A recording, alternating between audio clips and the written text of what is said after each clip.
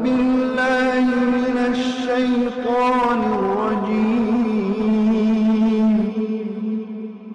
بسم الله الرحمن الرحيم. Parang jatuh ke danau, dicabut terhunus ngeri. Saya terbang jauh ke Riau, disambut khusus di Umri. Bismillahirrahmanirrahim.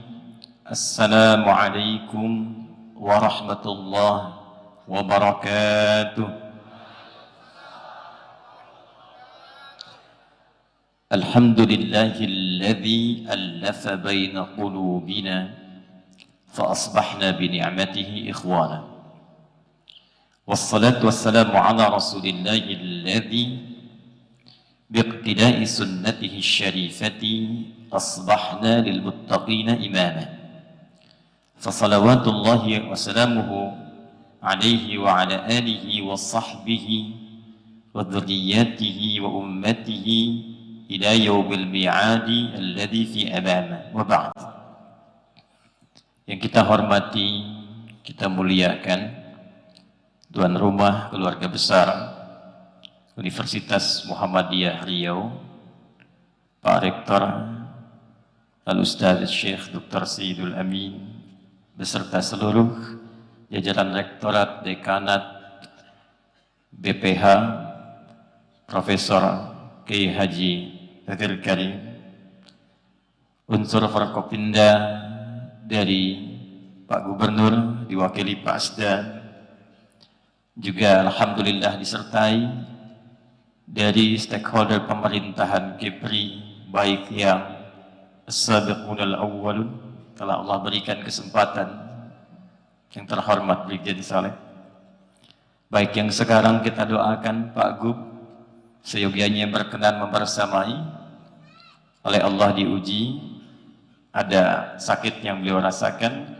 kita doakan mudah-mudahan segera disehatkan dan diberikan kemampuan, kekuatan untuk memimpin Riau yang berkeadilan dan diridhoi oleh Allah Subhanahu wa taala. Dr. Kiai Haji Abdul Wahid, pimpinan wilayah Muhammadiyah, kita doakan beliau sehat, bisa mencerdaskan berbagi ilmunya dan memberikan keberkahan di bumi Riau ini. Yang saya cintai khusus seluruh keluargaku, saudara-saudariku yang hadir di malam hari ini. Ada dua kesamaan saya tiba di Riau ini dengan kemarin saya mendarat di Sumbawa. Yang pertama, saya melihat wajah-wajah yang semangat, penuh perjuangan untuk menuntut ilmu. Apalagi yang di sini saya lihat wajahnya semakin bersinar menunggu karena kena pancaran lampu. Yang kedua, sayup-sayup saya dengar suara yang tidak asing tadi. Tak-tak-tak-tak-tak-tak-tak-tak-tak-tak. Lato-lato rupanya. Sampai juga ke Riau ini. Alhamdulillah. Saya yakin karena kita akan mendalami Al-Quran di malam ini, saya punya keyakinan insya Allah Allah menggerakkan kita semua di malam hari ini. Kita memulai untuk menjadi satu di antara generasi terbaik di muka bumi yang pernah berkhidmat untuk mencari bekal kembali kepada Allah Subhanahu wa ta'ala.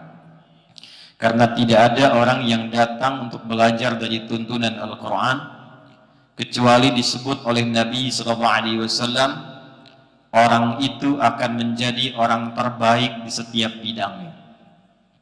Dokter ngaji Quran, jadi dokter terbaik. Arsitek ngaji Quran, jadi arsitek terbaik. Dosen mengkaji Quran, jadi dosen terbaik. Polisi belajar Quran, jadi polisi terbaik.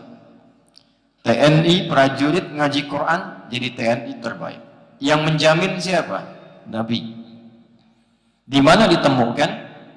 Banyak di kitab hadis. Imam Al-Bukhari meriwayatkan dalam sahihnya nomor hadis 5027. Imam Muslim, Imam Ahmad, At-Tirmidzi sampai Imam An-Nasai dan sanadnya semua mutawatir tersambung runtut. Sanad terpanjang dari Al-Imam An-Nasa'i itu nyampe ke Nabi, beliau terima dari seorang bernama Sa'id bin Ubaidillah. Sa'id bin Ubaidillah menerima dari Yahya, Yahya menerima dari Syu'bah, Syu'bah menerima dari Sufyan, Sufyan menerima dari Alqamah bin Marthad, Alqamah bin Marthad menerima dari Sa'ad bin Ubaidah, Sa'ad bin Ubaidah menerima dari Abi Abdurrahman As-Sulami, Abu Abdurrahman As-Sulami menerima dari Uthman bin Affan radhiyallahu ta'ala anhu, Uthman bin Affan langsung menerima dari Nabi Muhammad sallallahu alaihi wasallam, bin Abdullah bin Abdul Muttalib bin Hashim bin Abdul Manaf bin Qusay bin Murrah bin Kilab bin Ka'b bin Ghalib bin Fihr bin Malik bin Nadar bin Kinana bin Khuzaimah bin Mudrikah bin Ilyas bin Nizar bin Mudar bin Ma'ad bin Adnan bin Addi bin Adri bin Muqawwam bin Nahur bin Tarikh bin Ya'rub bin Yasdub bin Ismail alaihi salam bin Ibrahim alaihi salam bin Azar atau bin Nahur bin Abil bin Kinan bin Al-Fahshad bin Sam bin Nuh alaihi salam bin Mihlail Matusyara bin Kinan bin Anwas bin Tis bin Adam alaihi salam. Coba ulangi. Apa hadisnya? Qala Rasulullah sallallahu alaihi wasallam, khairukum man ta'allama al-Qur'ana wa 'allama. Khairukum, yang terbaik di antara kalian. Jadi baik itu ada 5 di Quran nanti. Ada baik tubuhnya, sehat badannya. Itu disebut dengan thayyib namanya. Kita makan dari yang halal, dipilih yang menyehatkan, yang membuat tubuh kita kuat. Itu bahasa Qur'annya nanti ditemukan di Quran surah kedua Al-Baqarah ayat 168. Kalau mau pakai posisi paling kanan sebelah bawah. Ya ayyuhan nasu kulu mimma fil ardi halalan. Hei semua manusia, silahkan menyebar kemanapun, silahkan merantau, minimal untuk hidup bisa makan. Karena itu kalau orang mau kerja ditanya, Bapak mau kemana? Mencari sesuap nasi. Padahal yang dia cari 1 rice cooker itu. Silahkan menyebar, tapi tempuh dengan cara yang halal. Jangan menipu, jangan korupsi, jangan mencuri, jangan menyogok. Hasil yang halal bawa ke rumah, cari makanan yang menyehatkan, namanya thayyib. Jadi kalau orang Arab ditanya, kaifa haluka ya akhi, apa kabar? Dia jawab, alhamdulillah ana thayyib, saya sehat, kuat fisiknya. Tapi kan belum tentu fisiknya sehat, akalnya juga sehat, sifatnya juga baik, tubuhnya baik, apakah sifatnya baik? Belum tentu. Ada namanya Bang Thayyib tuh. Dia sehat, baik, tapi 2 kali puasa, 2 kali lebaran, dia nggak pulang-pulang tuh. Nah, ketika seseorang dia ingin merubah, menampilkan sifat-sifat yang baik, dia jujur, dia adil, dia dermawan, dia sopan, semua sifat ini disebut dalam bahasa dengan khair namanya. Apa namanya? Khair. Nah, kata Nabi, orang kalau belajar Quran itu ciri pertamanya pasti akan merubah dirinya menjadi orang baik. Karena itu kalau orang sukses menghafal Quran, sukses membaca Quran, sukses meriset Quran, itu ukurannya bukan berapa banyak dia baca ayatnya, bukan berapa banyak dia hafalkan ayatnya. Ukurannya dari Al-Quran, berapa banyak ayat yang dia baca itu merubah dia menjadi pribadi yang lebih baik. Quran surah ke-35 Fatir ayat 32. ثم أورثنا الكتاب الذين اصطفينا من عبادنا فمنهم ظالم لنفسه ومنهم مقتصد ومنهم سابق بالخيرات بإذن الله ذلك هو الفضل الكبير. Ada orang yang kami anugerahkan Quran kepadanya. Cuma sayang nanti ada yang menempatkan Quran bukan di tempatnya, profesinya macam-macam. Dia hafal Quran tapi zalim. Zalim itu menempatkan sesuatu bukan pada tempatnya. Contoh begini, saya punya cangkir, gelas, saya punya gayung. Kalau mau mandi pakai apa? gayung. Kalau mau minum pakai apa? Gelas. Ada orang minumnya pakai gayung, mandinya pakai gelas. Zalim namanya. Ada orang hafal Quran, qul huwallahu ahad, Allahus lam yalid walam yakul lahu kufuwan. Hafal dia, saat yang bersamaan dia mengatakan semua agama sama, menuju pada Tuhan yang sama, cuma caranya beda-beda. Zalimul li nafsi. Hati-hati nih. Hadis Muslim 9 jilid syarah Imam An-Nawawi, lihat jilid pertama, nomor hadis yang 11 sampai 12. Qala Rasulullah sallallahu alaihi wasallam, sayakunu fi akhir ummati unasun, atau sayati alaikum zamanun, di riwayat lain, akan tiba satu masa engkau akan dapati orang-orang yang yuhadditsunakum bima lam tasma'uhu aw yasma'unahu aba'ukum. Kalian akan dengar ada orang-orang yang ceramah, nulis buku, nyampaikan satu pendapat, bicara tentang Islam, akan menjadikan kalian kaget karena belum pernah dengar sebelumnya. Kata Nabi, jangankan kalian, orang dulu pun kalau dengar itu bisa ikutan kaget.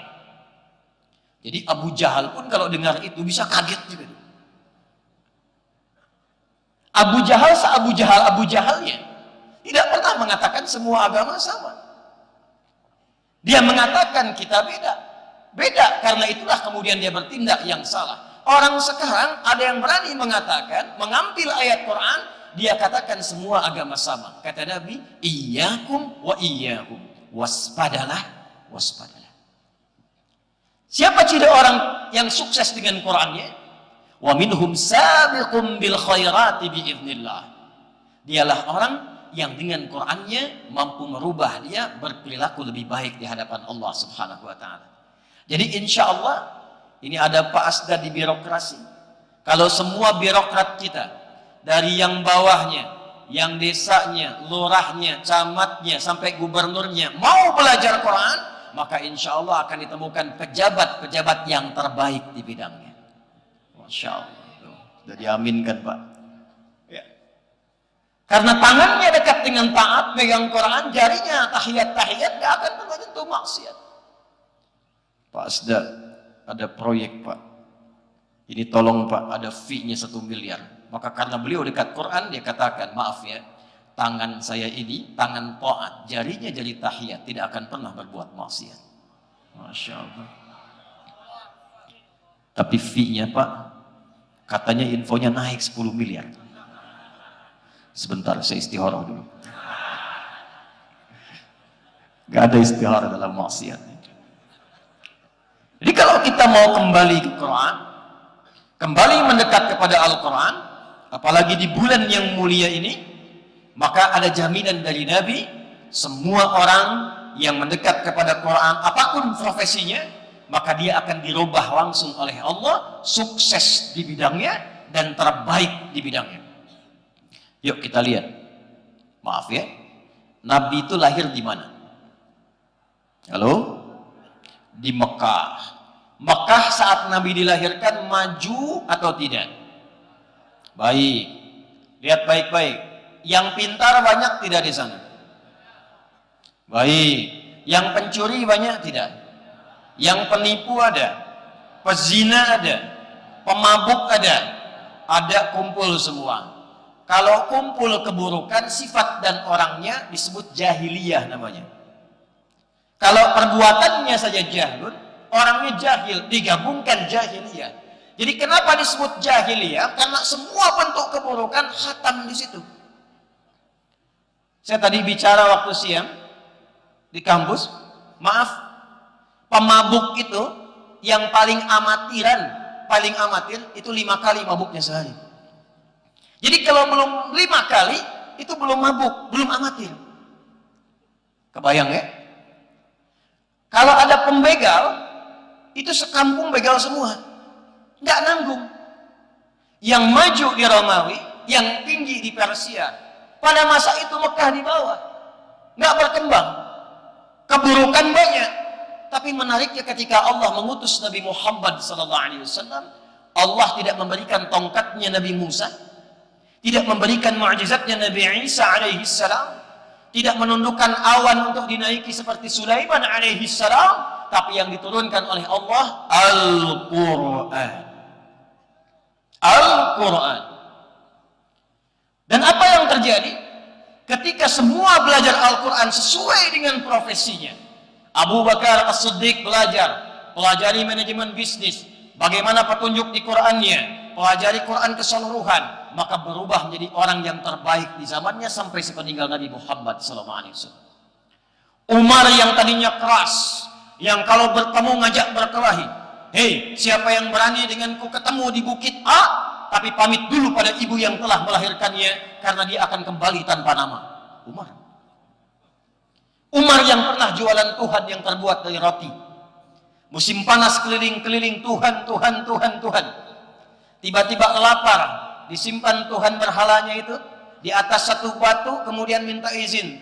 Ya Lata ya Manat ya Uzza a'dhirini, tolong maafkan aku sementara, toleran dikit. Kuntu ja'ian, saya lapar sekarang, pinjam kepalanya sebentar, makan. Lapar lagi, pinjam tangannya sebentar. Sampai habis Tuhan yang dijual dikonsumsi sendiri. Setelah masuk Islam, Allahu Akbar, tak ada satu pun yang terbaik di zamannya mewarisi Nabi dari keberaniannya, kehebatannya, ilmu belusukannya yang ditiru sampai dengan kini. Umar. Pemimpin pertama yang meniru Nabi belusukan itu Umar bin Khattab radhiyallahu taala. Ada seorang ibu dengan anaknya kelaparan. Saking tidak ada makanan, kemudian apa yang terjadi? Beliau menggoreng-goreng batu dalam pasir sambil memberikan syair. Duhai khalifah, enak-enak di istananya, kami di sini rakyat kekurangan berbagai hal, hanya goreng batu, tak ada makanan. Lewat Umar sedang belusukan mendengar itu, lantas Umar kembali ke Baitul Mal, membuka, mengeluarkan gandum sekarung, dipinggul kemudian oleh beliau. Ketika dipanggul itulah datang ajudannya ingin membantu, kata beliau, tidak, saya yang dihisap. Dibawa ke tempat ibu itu dan tidak mengatakan saya Umar. Zaman dulu nggak ada kamera,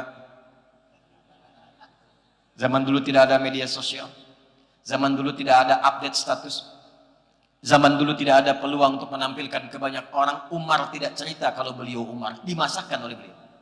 Bahkan saat dimasakkan itu ibunya masih bersyair, duhai khalifah, enak-enak di istana, cuma orang lain yang datang ke sini untuk membantu saya memasak. Disuapkan pada anaknya tanpa pernah mengatakan saya Umar. Umar. Kenal Utsman bin Affan? Ayo bilang kenal. Utsman manajemen bisnisnya bagus. Diajak oleh Abu Bakar As-Siddiq, Abu Quhafa masuk Islam. Mengajak Abdurrahman bin Auf masuk Islam. Tapi setelah menerima risalah Quran, belajar dari Quran, meningkat bisnisnya sampai naik level kayanya ke level yang tertinggi, nomor 3. Nomor 1 kaya, nomor 2 kaya banget, nomor 3 kebangetan kayanya. Sampai sekarang Umar masih punya aset di Madinah. Saya katakan tadi siang, terakhir saya umrah beberapa waktu lalu, sekarang sudah ada hotel namanya Hotel Utsman bin Affan, wakaf Utsman bin Affan di Madinah. Modalnya apa? Mengolah sumur dengan kebun, diwakafkan jadi aset, dimasak kemudian dialihfungsikan menjadi hotel, hasilnya disimpan di rekening bank, disedekahkan atas nama Utsman bin Affan.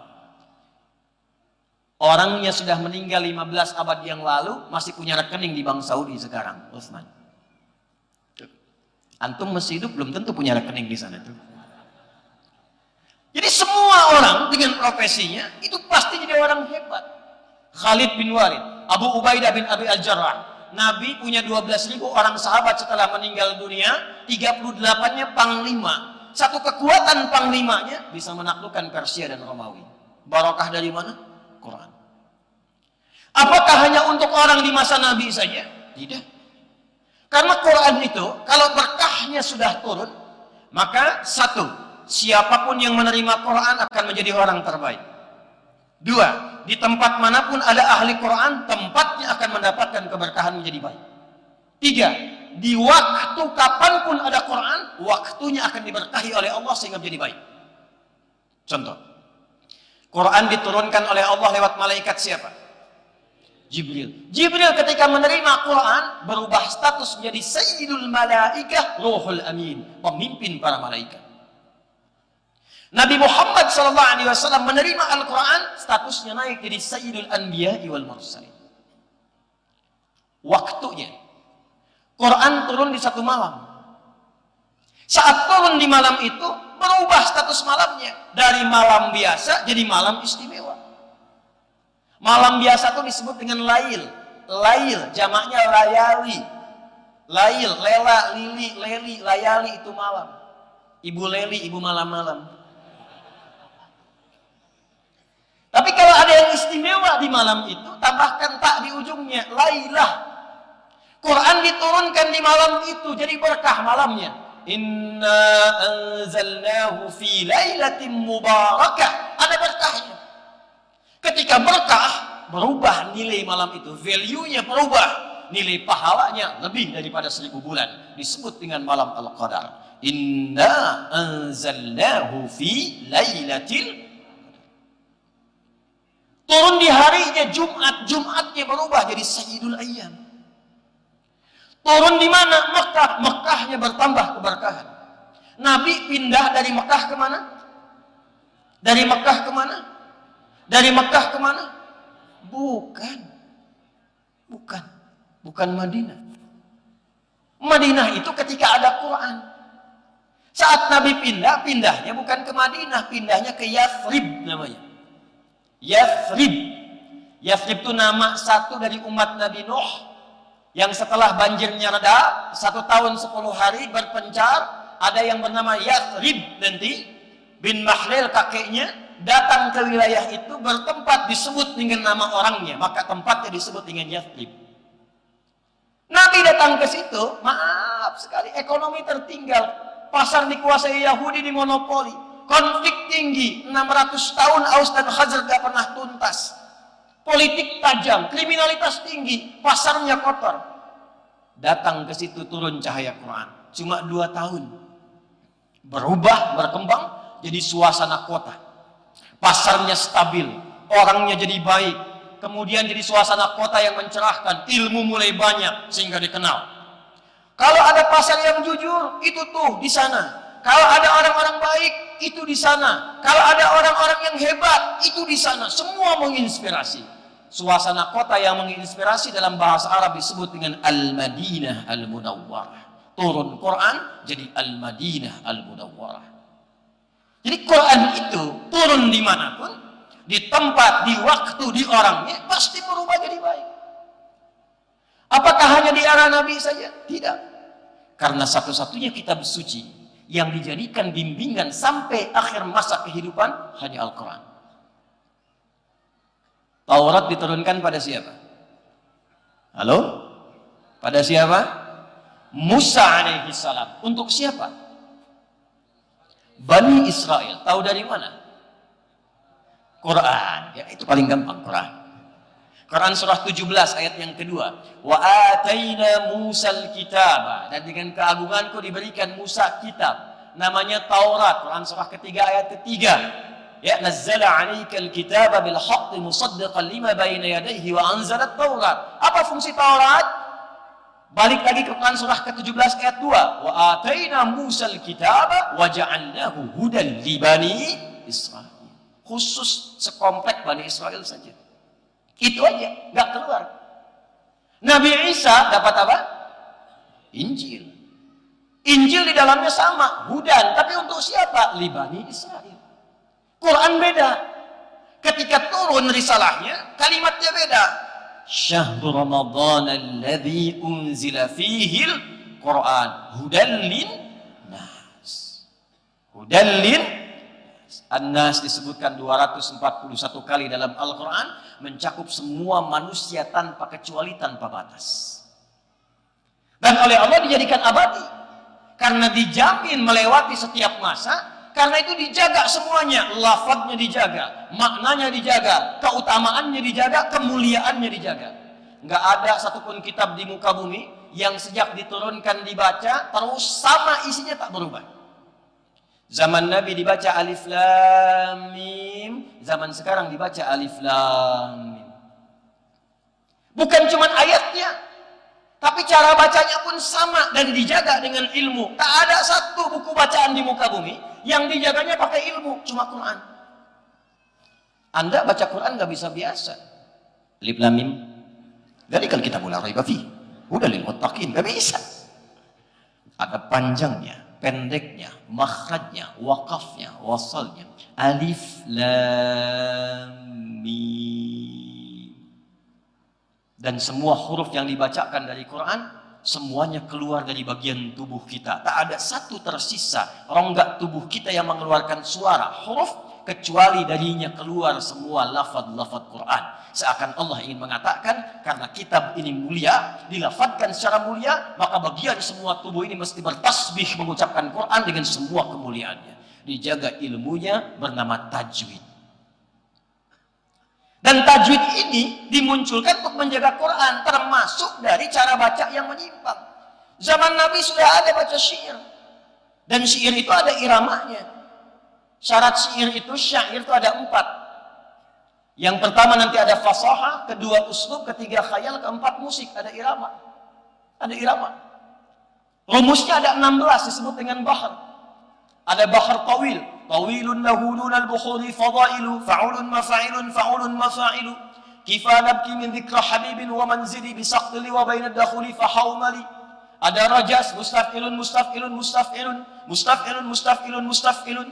صوت الصفير البلبلي هيج قلبي الثامني الماء والزهر مع زهر لهض المقلي فأنت يا سيد لي وسيدي ومولدي فكم تيمني غزيل أقيقلي خطفته من وجهة في هذا الرجل فقال لا فقد غدا مهرولي والولد ولي ويل لي فقلت لا تولولي فبين اللؤلؤ لي قالت له هنا كذا إن ردد المقلي كهتنك كيل لي ضب لي. Ada madid, mufa'alatun fa'ilatun, tala'al badaru min thaniyatil. Itu rumusnya madid. Nanti dibawa di copy paste tuh. Sejak berkembang Islam ke Persia, nanti dikembangkan jadi notasi tuh. Dal ro mim fa sod lam sin dal, do re mi fa sol la si do. Dari notasi itu. Di masa Islam dikembangkan, di Spanyol berjaya Islam, dijadikan rumusan nazam, dibawa ke gramatikal dasar ilmu. Ke bahasa muncul alfiyah, rumusnya rajas, muzdawaj, rajas lagi. Mustafilun, ya. Kalamuna lafzun mufidun kastaqim, wasmun wa fi'lun thumma harfunil kalim, wahiduhu kalimatun wal qawlu am, wa kalimatun biha kalamun qad yu'am. Biljarni wa tanwini wa nida wa al wa musnadin lil ismi tamyizun hasal bita fa'alti atat wa ya if'alli wa nun iqbalanna fi'lun yanjali. Dibawa ke hadis ada alfiyah hadis, dibawa ke Quran ada nazam syatibiyah. Ditinggalkan, ditarik lagi sama barat, dirubah lagi ke musik. CDF, GABC, GABC, DF, FISG, DF, FISG, ABCIS D, ABCIS D, FISGIS A, FISGIS A, BCIS E, BCIS E, FISGIS AIS B, FISGIS AIS B, CISGIS AIS FIS, CISGIS AIS FISGIS AIS BCIS. Judi, prank tuh. Tapi apakah notasi itu bisa dibaca untuk Quran? Tidak bisa. Makanya orang-orang jahiliyah bingung ini. Ini ada syair 16 rumus. Tapi kau bacaannya Muhammad SAW ini nggak sama dengan kita. Dia indah, tapi bukan syair. Dia punya makna, maknanya lebih dalam. Bingung mereka itu. Dan mereka nggak pernah baca Quran pakai rumus mereka. Misal yang madid, tala'al badru alaina. Saya belum pernah dengar imam-imam hebat di muka bumi, apa itu di Masjidil Haram di Mekah, atau itu di Kuwait misalnya, atau di tempat yang lain, baca surat Ad-Duha pakai lagam itu. Wadduha wal-laili idza saja. Ada. Jadi enggak usah aneh-aneh. Iyyaka na'budu wa iyyaka nasta'in. Bubar jemaah. Alam nashrah laka sadrak. Enggak ada. Quran itu indah, dijaga dengan ilmunya, cara bacanya lengkap dan abadi ilmunya. Itulah Quran. Jadi kalau dengan semua keterangan ini kita belum yakin itu adalah firman Allah, bukan bahasa manusia, dengan cara apa lagi dijelaskan? Makanya interaksi dengan Quran itu jadi ibadah. Dan setan berjuang supaya nggak dekat Quran. Satu-satunya bacaan di muka bumi yang saat dibaca, awas, orang tidak bosan tapi cepat ngantuk, Quran. Ada orang bosan baca Al-Fatihah sini?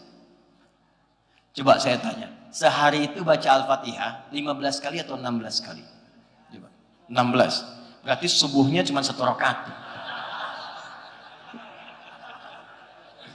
17 kali. Tapi tak pernah saya dengar kalimat, awak pusing nih gitu, baca Quran 17 kali sehari, tak ada yang bosan. Tak ada orang pening baca Al-Fatihah. Tapi kalau dibaca Al-Quran 1 jam tuh baca terus tuh. Ini .com.id. Sejam update tuh. Ya. Al-Quran. Yasin. Baru Yasin tuh. 10 menit ngantuk. Apa pasalnya? Karena memang ini ibadah.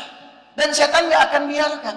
Jadi kalau nggak ada unsur taqarrub ilallahnya, setan tuh gampang sekali. Nggak usah digoda, tiup dikit aja langsung. Tapi kalau ada unsur ibadahnya, merubah Anda jadi baik, karena setan tuh nggak kenal baik. Lawannya malaikat, nggak kenal salah. Setan disebutkan 88 kali dalam Al-Quran, malaikat disebutkan 88 kali dalam Al-Quran. Malaikat membisikkan ke jiwa takwa, setan memprovokasi nafasnya, fujurnya, nafsunya. Nafsu disebutkan 115 kali dalam Al-Quran, takwa yang terkait nafsu disebutkan 115 kali dalam Al-Quran. Allahu Akbar, Allahu Akbar. Cepat, sudah azan. Pernah merasa begitu? Itu bisikan malaikat. La ilaha illallah. Tenang, baru azan, belum komat. Itu setan. Setan gak kenal benar. Karena itu setiap yang dekat dengan kebenaran, setan masuk supaya salah. Masuk. Malaikat gak kenal salah, kenalnya benar terus. La ya'sunallaha ma amarahum wa yaf'aluna ma yu'marun. Jadi mengerjakan yang benar terus, gak kenal maksiat, tupoksinya jelas. Makanya gak pernah terjadi malaikat berbuat maksiat. Pernah dengar malaikat Jibril korupsi ayat? Gak ada. Gak ada. Setan gak kenal dengan kebaikan, salah terus. Manusia punya potensi baik, tapi juga punya potensi yang bisa disesatkan oleh setan, tengah-tengahnya. Jadi kalau salah, bedanya dengan setan, manusia tobat. Adam manusia, iblis bagian setan. Iblis salah, iblis gak tobat. Ma mana'aka alla tasjuda idh amartuk. Hei iblis, kenapa kamu gak sujud ketika aku perintahkan? Bukan sujudnya yang penting, tapi ini perintahku kata Allah. Quran surah 7 ayat 11-12. Ana khairum minhu, khalaqtani min narin wa khalaqtahu min tin. Aku levelnya lebih tinggi daripada dia. Aku lebih hebat. Enggak level yang tinggi, hormat kepada yang rendah. Qala khruj minha, keluar kamu. Dikasih kesempatan tobat, enggak tobat. Adam diizinkan salah untuk menunjukkan kepada kita bagaimana caranya tobat. Begitu Adam salah alaihi salam, maka diberikan oleh Allah petunjuk tobat. Quran surah 2 ayat 37. Fatalaqa Adamu min rabbihi kalimatin fataba. Dibimbing dengan kalimat. Apa kalimatnya? Quran surah 7 ayat ke-26. Rabbana zalamna wa illam taghfir wa tarhamna lanakunanna minal. Karena itu bedanya manusia dengan setan. Setan salah, setan tak tobat. Manusia kalau salah, manusia tobat. Jadi kalau ada manusia salah nggak pengen tobat, namanya apa? Jangan lihat saya begitu. Namanya manusia tapi sedang diprovokasi oleh setan. Jelas? Nah, sekarang kita kembali. Ini kita baru mukaddimah, kita belum mulai ini. Belum mulai materinya, saya baru kasih pengantar. Kita sampainya berapa ini? Sampai subuh. Oh iya, enggak apa-apa ya. Saya pesawat jam 6.10, sebelum subuh sudah ke bandara, enggak ada masalah ya. Silahkan Anda sampai subuh, saya jam 10 saya udah bergerak. Nah sekarang begini, saya tanya sekarang, ngaji Qurannya sama nggak dengan yang sekarang dengan yang di zaman Nabi? Sama nggak? Bacaannya sama, sanadnya sama, kok hasilnya beda? Tuh. Orang baca zaman Nabi, kul dibaca, orang jadi keren, kul. Nah, ini muka kul semua tuh. Kul huwallahu, kul a'udzu birabbil falaq, kul a'udzu birabbin nas, ya. Baca surat yang sama jadi hebat. Tahu Bilal? Tahu Bilal? Bilal bin Rabah modalnya cuma al-ikhlas, kul huwallahu ahad. Tapi dari ayat itu menginspirasi beliau jadi kuat, dahsyat, mentalnya hebat, tenaganya bagus, semangatnya tinggi, dicambuk di tanah lapang yang sangat gersang dengan terik panas luar biasa, dibakar batu awalnya, kemudian dibentangkan, diikat, dicambuk, irtad murtad engkau. Jawab Bilal, ahad. Irtad ahad, irtad ahad. Ini nggak dicambuk, nggak dipanasin, kasih lato-lato, tek murtad. Aduh. Cuman dikasih kata-kata, aku mencintaimu, pindah agama. Tuh, padahal dia hafal kul huwallahu ahad. Hati-hati ya para akhwat ya. Kalau ada orang gombal begitu, cukup katakan kepadanya, buktikan cintamu dengan menuliskan itu di buku nikah kita. Gitu.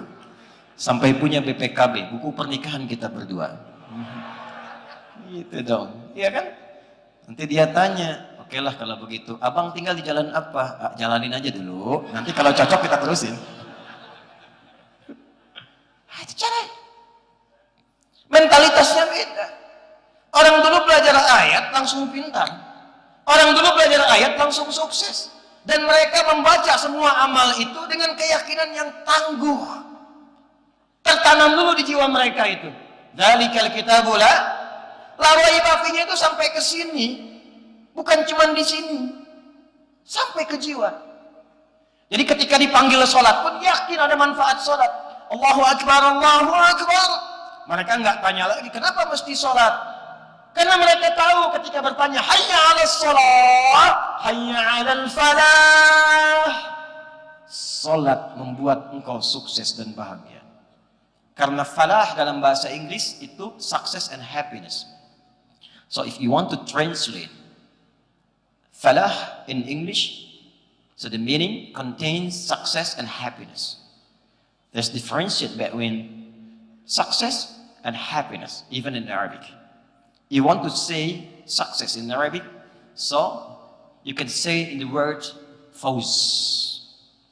Paham? Pegal juga kita pakai bahasa Inggris ya. Ada beda sukses dengan bahagia, ada sukses saja, ada bahagia saja, ada sukses dan bahagia. Ada kaya saja, hati-hati, ada bahagia. Ada kaya dan bahagia. Kalau saya boleh pilih ya, coba pilih nih. Kaya tapi gelisah atau miskin tapi tenang. Nggak ada pilihan ketiga, nggak usah maksa. Saya tahu Anda mau pilih yang ketiga. Saya tahu. Nah, kaya tapi gelisah atau miskin tapi tenang, pilih mana? Terjadi perbedaan pendapat di kalangan masyarakat. Iya. Kaya dan tenang, sukses dan bahagia. Bahasa Arabnya sukses dan bahagia namanya falah. Kalau digenggam namanya aflah. Orangnya disebut muflih, jamaknya muflihun. Salat melatih kita sukses dan bahagia. Hayya 'alal falah. Ayo datang kepadaku, aku yang punya kesuksesan. Aku yang punya kebahagiaan, aku yang punya segalanya. Sujud mereka yakin, berangkat kerja sukses. Belajar sukses. Pulang ke rumah bahagia. Orang sekarang baru dikasih ayat, Allahu Akbar, Allahu Akbar. Kencengan doanya kecilin. Oh. Tapi anehnya ngaku muslim. Bagaimana berinteraksinya? Nah, sekarang kita kembalikan dulu. Yang pertama mesti kita lakukan, perbaiki dulu hati ini. Perbaiki hatinya. Kalau ini sudah tersentuh dengan baik, maka semua akan mudah untuk didapatkan. Sentuhlah ia tepat di, maka ia akan jadi milikmu untuk. Sentuhlah Quran dengan hatimu, maka Quran akan terus berada dalam jiwamu untuk selamanya. Maka yang diperbaiki hatinya dulu. Yakinkan dulu, ikhlaskan dulu supaya cahaya masuk. Maka setelah itu, perhatikan baik-baik. Posisikan Al-Quran sebagai kurikulum hidup.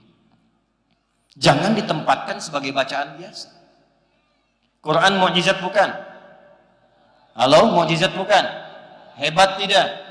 Kalau mukjizat berarti beda dengan bacaan lain. Sehebat-hebatnya bacaan yang lain, orang bosan 3 kali baca, udah saya hafal. Anda mau baca apa? Novel, majalah, apapun yang paling hebat, dijual laris, jutaan eksemplar, dicetak di mana-mana. Orang kalau udah baca sekali, nambah. 2 kali, nambah. 3 kali, bosan. Quran tidak. Quran tidak. Karena sifatnya kurikulum kehidupan. Maka setelah itu, perhatikan baik-baik, ini rahasianya. Setelah hatinya terbuka, karena Quran mukjizat, maka semua yang dibacakan akan berpengaruh kepada jiwa kita. Nanti cara mengetesnya begini, kalau hatinya sudah kebuka, sudah enak berinteraksi dengan Quran, tandanya begini, fokus ya, kita mulai ke inti bahasannya. Tandanya Quran surah 8 ayat kedua. 1. Innamal mu'minuna alladzina idza dzukirallahu wajilat qulubuhum wa idza tuliyat 'alaihim ayatuhu zadatuhum imana wa 'ala rabbihim yatawakkalun. Ciri insan beriman yang sejati itu cek dulu. Kalau disebutkan nama Allah ada konfirmasi getaran dalam hatinya. Jadi kalau disebutkan nama Allah nanti ada gelombang di hatinya yang mengkonfirmasi ada getaran. Nah itu beda dengan gelombang cinta, beda dengan gelombang saat Anda salah di jalan ketemu polisi di depan. Dagdikduk beda. Maka dicek 5 kali dalam sehari. Dari sejak bangun, subuh, ke siang, zuhur, ke sore, asar, menjelang malam, maghrib, sampai ke isya. Masih ada iman nggak? Karena kata Nabi ada orang yang paginya beriman, sorenya bisa luntur imannya. Asbaha mu'minan wa yumsi kafiran. Wa yumsi kafiran. Maka dicek lewat suara adzan. Karena itu diperdengarkan pertama kali lafadznya Allah. Allahu Akbar, Allahu Akbar. Ada konfirmasi di hati. Ya Allah, sudah adzan. Bangunlah subuh itu. Karena dengar adzan. Maka ini pertanda Anda punya iman. Cuma imannya standar. Standar. Tinggi tidak, rendah juga tidak. Tengah-tengah. Subuh jam berapa adzan nanti? 5 lewat berapa? Hah? 5 lewat 5, 5 lewat 3, 5 lewat 4, 5 lewat 6. Terjadi perbedaan pendapat nih. Ini menunjukkan ada yang datang dari tempat yang berbeda-beda. Tidak dari tempat yang sama ya. Kita ambil 5 lewat 6 misalnya. Allahu Akbar, Allahu Akbar. Bangun. Ya Allah sudah adzan. Itu tandanya Anda masih punya iman cuman standar. Di kantor jam masuk jam 7, datang jam 7 standar. Tapi Anda bangun dari jam 4. Menyiapkan diri, menunggu panggilan, iman kuat. Tapi kalau Anda dipanggil jam 5 lewat 6, baru bangun jam 6 lewat 5. Dan belum ingat sholat. Tipis cahaya imannya, tipis. Tapi kuncinya apa? Nih tes Qori kita bacakan. Wa idza tuliyat 'alaihim ayatuhu. Kalau dibacakan ayat-ayat Allah kepadanya, zadathum imana, bertambah getarannya. Ada konfirmasi, mendengar bacaan Quran ada getaran. Makanya bacanya nggak boleh sembarangan, tajwidnya dibaca. Apalagi kalau suaranya indah seperti Qori tadi. Izin Pak Rektor, Pak Ketua BPH nanti yang Qori tadi, insya Allah kami tanggung biaya kuliahnya ya sampai selesai. Insya Allah. Bacaannya bagus sekali. Balik. Nah itu dites. Kalau sudah ada konfirmasi, nanti dipakai interaksinya enak. Itu mauhibah namanya. Ada pembuka diberi oleh Allah. Nggak perlu indah-indah nanti, tapi kalau baca ada getaran. Maka ada keinginan nanti untuk membaca. Kalau sudah ada itu jangan tinggal. Karena untuk memulai lagi itu nggak mudah. Maka kata Al-Quran, kalau sudah ada kebuka hatinya, akan terbagi kepada 3 golongan ahli Quran. 1, tahap pemula. Tahap apa namanya? Pemula. Wujudnya qiraah. Bahasa gampangnya mulai senang baca. Dia belum paham. Dia belum menghafal, tapi tiap hari senang baca. Kalau tak baca, tak enak hati. Maka dia punya gerakan one day one juz, one day one verse. Sehari satu ayat, sehari satu juz, one day one page, sehari satu halaman. Karena kecintaannya ingin dekat dengan Quran, tak bisa tinggal. Saya punya murid di TK, dari TK. Cintanya ke Quran tinggi. Dia hanya mau masuk kelas kalau ada kelas Quran. Kalau tak ada pelajaran Quran, dia tak mau, dia tunggu di luar, dia murojaah baca sendiri. Dipaksa masuk, nangis. Ada yang lebih daripada itu. Ada anak yang kalau nggak baca Quran sehari sakit. Anak-anak. Itu sudah menyatu. Nah nanti kalau sudah terbiasa baca, dan mau tinggal, jadilah dia golongan ahli Quran di level pertama. Level pertama. Nah ini yang akan membantu dia nanti, satu, menstabilkan mentalnya. Karena ciri khas Quran itu kalau dibaca bikin tenang. Dibaca bikin ala bidzikrillahi tatmainnul. Yakinlah kalau zikirmu banyak ditingkatkan, maka hatimu semakin bertambah tenang. Quran disebut oleh Allah dengan zikir. Quran surah ke-15 ayat 9. Inna nahnu nazzalna dzikra wa inna lahu lahafizun. Jadi kalau Anda sering baca Quran, hati tambah tenang. Makanya ibu yang akhwat yang perempuan, kalau sedang punya masalah, tumpahkannya jangan di media sosial. Ada masalah dikit, pekan baru mendung dikit, bikin status. Pekan baru mendung ya. Emang kenapa? Nah, ini tadi ada kesaksian yang tentang perempuan. Saya sedikit sekali jelaskan, boleh ya? Perempuan itu unik, di Quran namanya 2. Laki-laki cuma 1. Laki-laki kalau sendirian disebut rajul. Kalau banyak kan disebut rijal. Tapi hurufnya sama semua. Ra, jim, lam. Rajul, rijal itu bahasa Arabnya sesuatu yang tegap, kokoh, berwibawa. Makanya kaki disebut rijlun karena tegap. Menopang bagian tubuh. Suaranya tegas, berwibawa. Makanya kalau melambai hilang kewibawaannya. Gitu. Coba bayangkan kalau ada ustadz ceramah. Assalamualaikum. Bubar jemaah. Tegap. Ya. Perempuan tidak. Dia kalau sendirian namanya mar'ah. Apa namanya? Mar'ah. Dari kata muru'ah. Yang senang tampil indah, senang terhormat. Karena itu cermin disebut mir'ah. Orang Arab mengatakan al-mar'atu kal mir'ah. Karena perempuan senang tampil indah, sering dekat dengan cermin. Mau berangkat ke sini dia bercermin. Turun dari mobil dia lihat spion, bercermin lagi. Dan mulai duduk dia lihat handphone, bercermin. Nah, itu perempuan. Suami mau berangkat, ada acara, Pak Rektor mau keluar. Itu batiknya sedikit sekali, ya bahasa Rusianya lecek katanya. Cuek aja, kelihatan oleh istri tercinta, tunggu abah. Rapikan dulu, perempuan. Tapi kalau banyakkan, dia berubah namanya dari mar'ah menjadi nisa. Hurufnya udah beda. Laki-laki rajul rijal, perempuan mar'ah nisa. Apa artinya nisa, Bu? Bukan. Apa artinya nisa? Nisa itu bukan perempuan, bukan wanita. Nisa itu perempuan-perempuan. Kalau sudah banyak kan. Kenapa disebut nisa? Seakar dengan nasa. Nasa itu artinya apa? Sikap yang kadang suka mencurahkan apa yang dirasakan. Jadi maksud Quran apa? Kalau dia sendirian, sependiam apapun, ketemu temannya, suka cerita. Oh. Makanya diingatkan di surat An-Nisa ayat 34. Fassalihatu qanitatun hafizatun lil ghaibi bima hafizallah. Ciri perempuan-perempuan yang saleh itu di sisi Allah, dia taat kepada Allah dengan cara menaati suaminya pada yang baik-baik. Kata suami berhijab, insyaallah abi.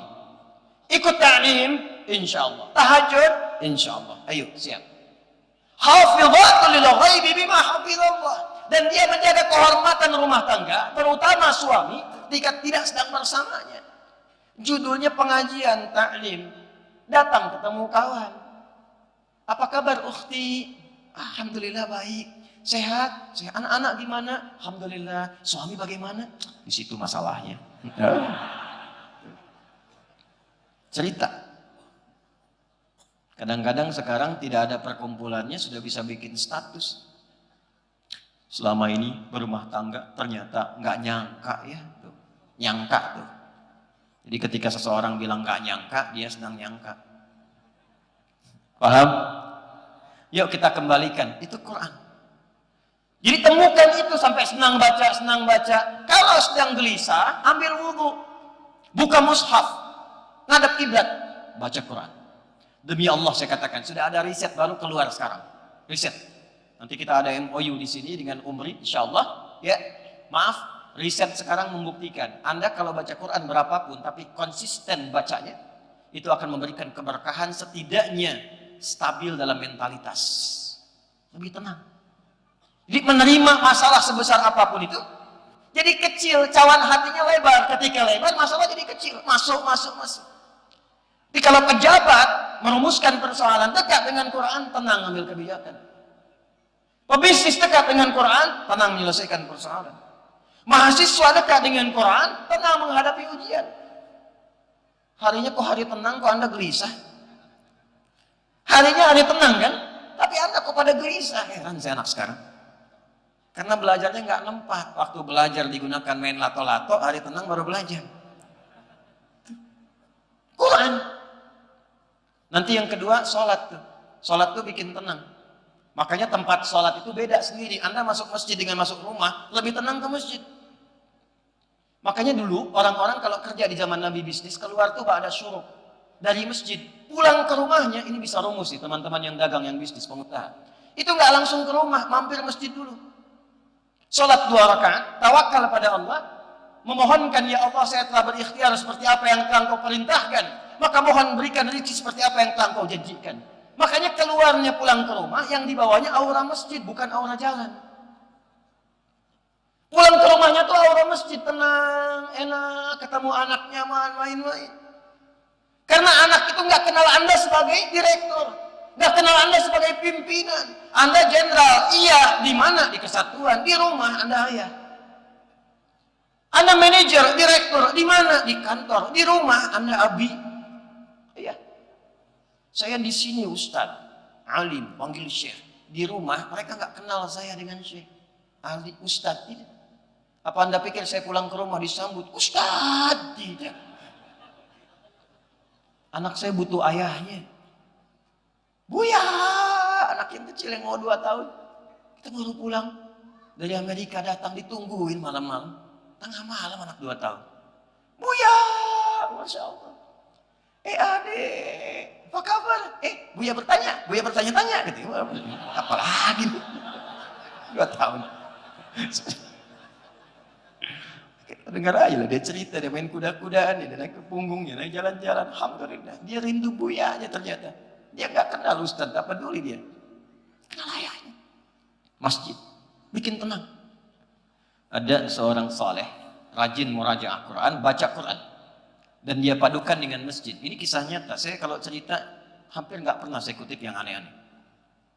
Ini daerah Pasar Rebo agak ke atas. Orang saleh, agak sepuh. Jadi beliau ini unik. Tiba-tiba ada orang dari kota ingin bangun masjid, tapi pengen di situ dan dikelola oleh bapak itu. Bayangkan.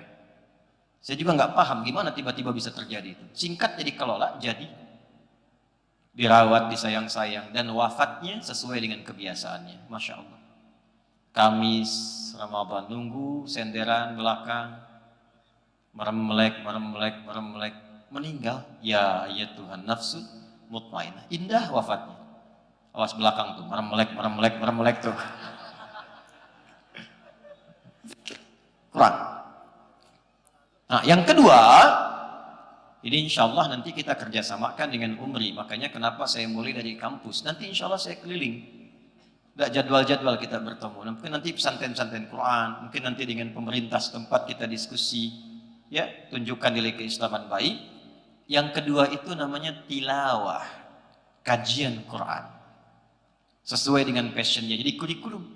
Misal, Anda yang dagang, yang bisnis, kan sudah tahu pebisnis di masa Nabi dituntun Quran, sukses, asetnya sampai sekarang masih ada. Pertanyaannya, kenapa Anda tidak mengeluarkan konsep manajemen bisnis dalam Quran? Diikutin. Dan gak akan pernah bertentangan dengan sistem kehidupan. Lalu detailnya lihat dalam hadis. Makanya Quran dengan hadis bersanding. Ada Quran, detailnya di hadis.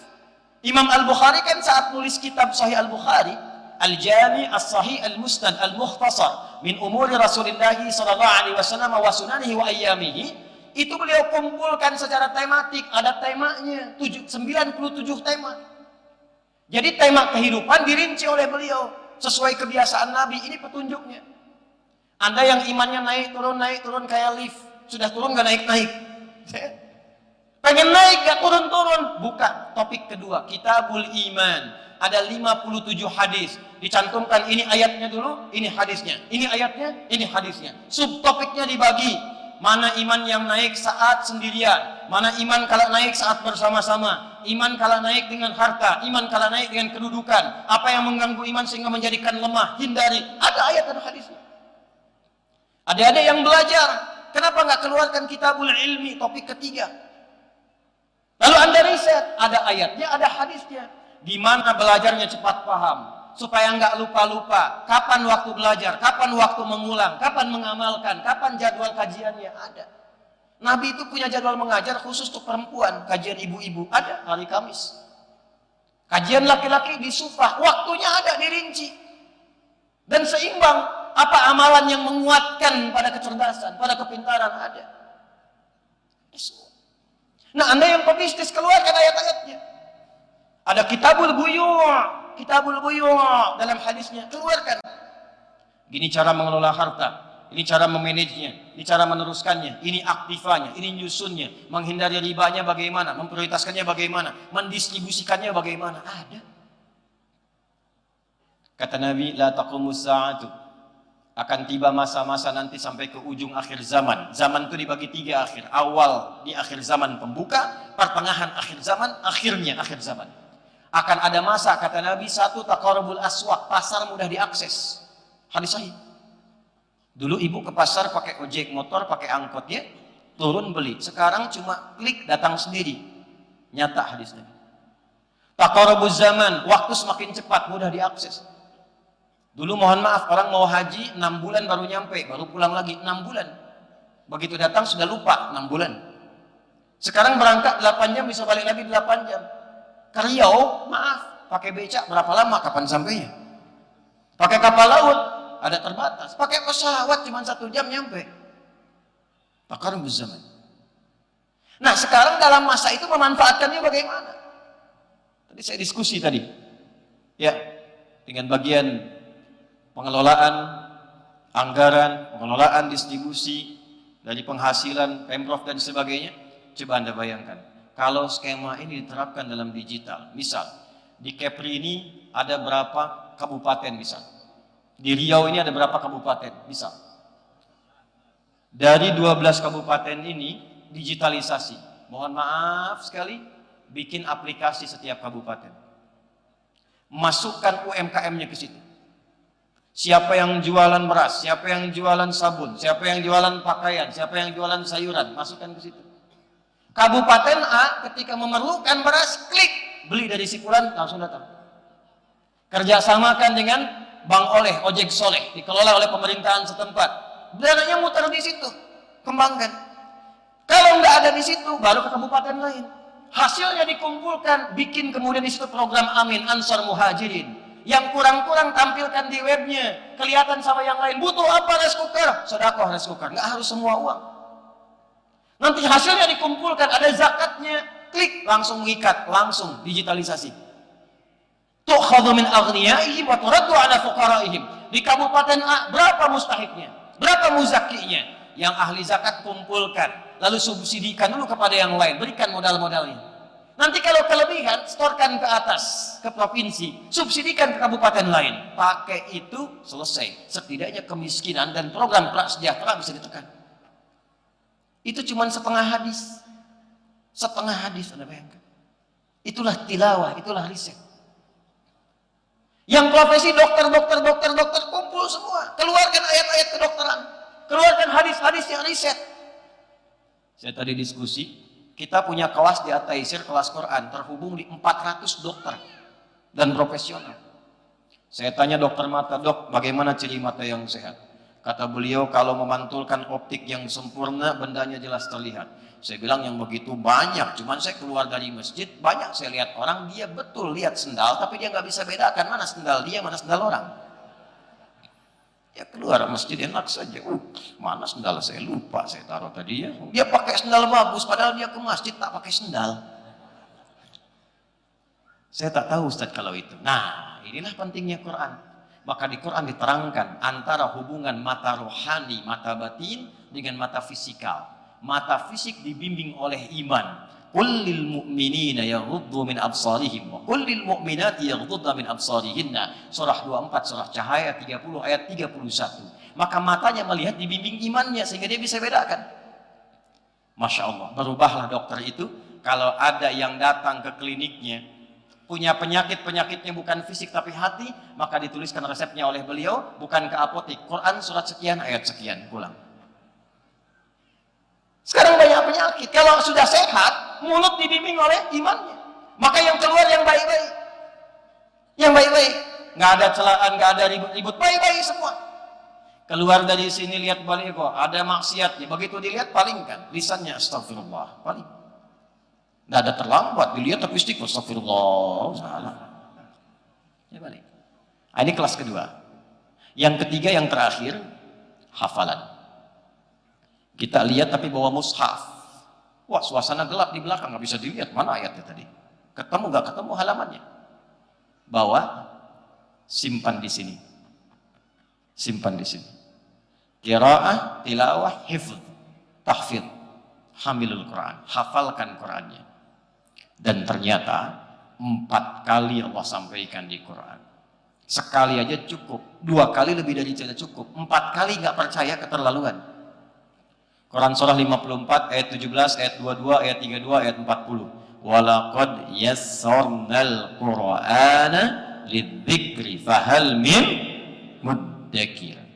Nah, itu yang insya Allah kita akan coba teruskan ke setiap tempat. Dan di Riau ini pusatnya insya Allah tadi kita bicara dengan Pak Rektor akan dimulai di Umri ini. Kita malam ini akan MOU formal. Nanti kita akan kirimkan sebagai pendahuluan 2000 paket hafalan Quran untuk menghafal 30 juz dalam 30 hari. Ya, bukan juz 30 juz. Dan ini terbukti insya Allah. Nanti di Bekasi itu ada yang 24 hari, 25 hari, ada yang rekor 14 hari. 14 hari. Ya. Ada yang 30 hari plus. Jadi begitu 30 baru 27. Dia pengen nambah. Ya, ada yang sampai 40, 49. Usianya apakah dipikir anak-anak 14, 15? Tidak. Ada yang 49 tahun, 50 tahun, ada yang 82 tahun ikut. Maka saya berharap nanti insya Allah dari sini akan terpancar ahli-ahli Quran biiznillah. Ya. Yang kedua, nanti kita akan siapkan untuk riset di sini.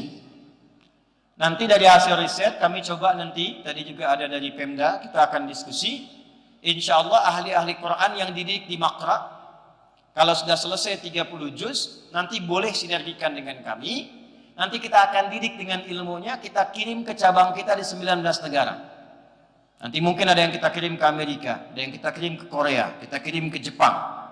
Insya Allah nanti, dan nanti diskemakan belajar supaya bisa ke luar negeri, pulang-pulang sudah banyak ulama dari Riau ini insya Allah. Ya. Nah, jadi saya tak perlu kesini lagi. Jadi Bapak Ibu sekalian, itu yang bisa saya sampaikan. Yang terakhir, saya minta semua rukun dengan tujuan yang sama.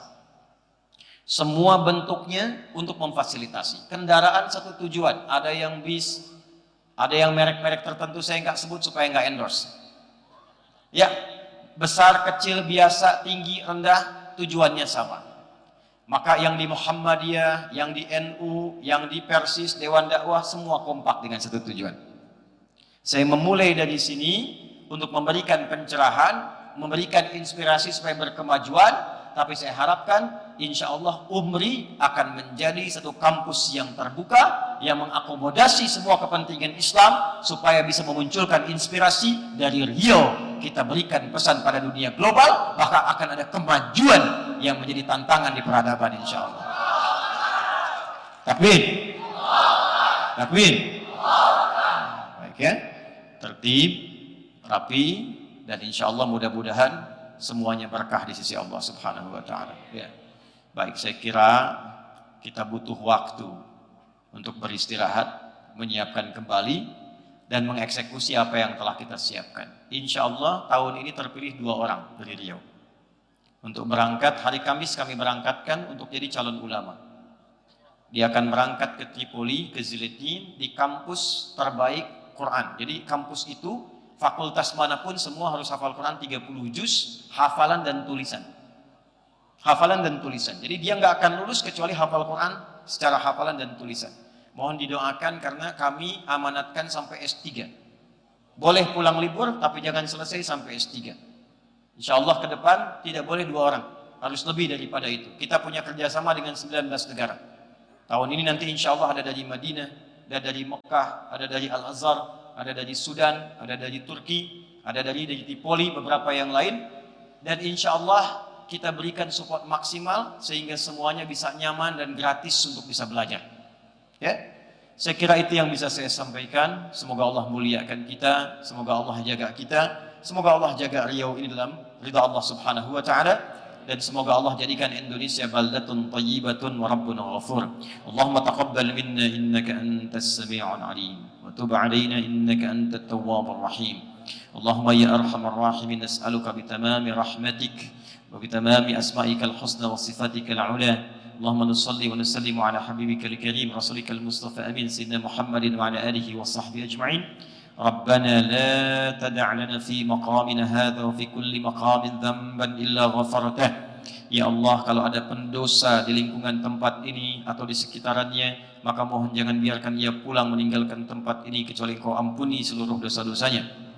Wala hamman illa farajtah, jika ada yang tengah merasakan kegelisahan dalam hatinya, jangan biarkan ia pulang meninggalkan tempat ini kecuali Engkau telah tenangkan keadaan jiwanya.